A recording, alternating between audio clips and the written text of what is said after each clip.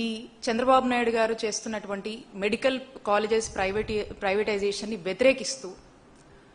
మరి అందరూ కూడా మా నాయకుడు జగన్మోహన్ రెడ్డి గారి పిలుపు మేరకు గ్రామాన ప్రతి వార్డులో కూడా చూసుకున్నట్టయితే ఈ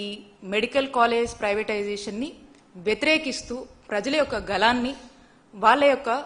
ప్రొటెస్ట్ని మరి వాళ్ళ యొక్క సంతకం రూపంలో ఈ మెడికల్ కాలేజ్ ప్రైవేటైజేషన్ని ఆపండి, ఇది చంద్రబాబు నాయుడు గారు చేస్తుంది తప్పు అని చెప్పి వాళ్ళ యొక్క అంగీకారాన్ని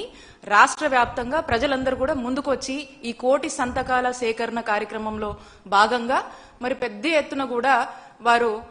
వారి యొక్క గలం వినిపిస్తున్నటువంటి పరిస్థితి చూస్తున్నాము. అయితే ఇక ప్రజలు కానీ అందరం కానీ ఎదురు చూసింది ఏంటంటే ఖచ్చితంగా చంద్రబాబు నాయుడు గారికి జ్ఞానయోగం అయింది, ఆయన కాస్త రాష్ట్ర ప్రజల యొక్క దగ్గర నుంచి వస్తున్నటువంటి ప్రొటెస్ట్ని కానీ ప్రజల నుంచి వస్తున్నటువంటి ఈ విపరీతమైనటువంటి వ్యతిరేకతని వారు చేస్తుంది తప్పని వారి గ్రహించినట్టున్నారు అని చెప్పేసి దీంట్లో ఈ మెడికల్ కాలేజ్ ప్రైవేటైజేషన్ నుంచి ఏదన్నా బ్యాకౌట్ అవుతారేమో, ఒక మంచి నిర్ణయం తీసుకుంటారేమో అని చెప్పి అందరం కూడా ఎదురు చూసాము. అయితే చంద్రబాబు నాయుడు గారు మాత్రం ఎప్పట్లాగా ఏమీ కూడా మారలేదు. ఇక మారకుండా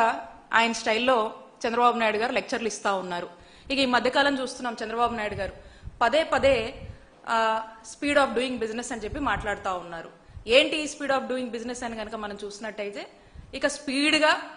వీలైతే వెరీ స్పీడ్గా ఈ యొక్క మెడికల్ కాలేజ్ని ప్రైవేటైజేషన్ చేయాలి, అలాగే ఈ ఆరోగ్యశ్రీని ఇన్సూరెన్స్ మోడల్లో తీసుకువెళ్ళి అది కూడా ఎవరో ప్రైవేట్ వాళ్ళకి కార్పొరేట్ వాళ్ళకి అప్పచెప్పాలనే దాని మీద ఉన్నటువంటి తపన. దాని అర్థమే ఈ మధ్య ఈ స్పీడ్ ఆఫ్ డూయింగ్ బిజినెస్ అని వాళ్ళు వాడుతున్నటువంటి పదే మాట్లాడుతున్నటువంటి ఒక మాట యొక్క అర్థంగా మనం చూడాల్సినటువంటి అవసరం ఉంది. సో ఈ విధంగా వారు నిన్న ఆ రివ్యూలో ఈ రాష్ట్ర ప్రజలకు సంబంధించి ప్రభుత్వంగా వారి యొక్క బాధ్యతని పక్కన పెట్టి బాధ్యతగా మాట్లాడాల్సినటువంటి ముఖ్యమంత్రి గారు ఒక 2 అంశాలకు సంబంధించి, ఒకటి ఈ మెడికల్ కాలేజ్ ప్రైవేటైజేషన్ సంబంధించినటువంటి అంశము, అలాగే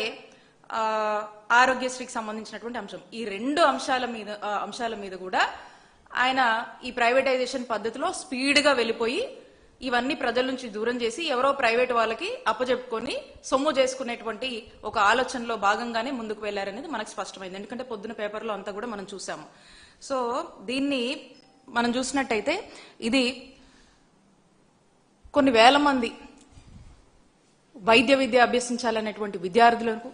వారి యొక్క ఆశలను కాలరాస్తూ, అలాగే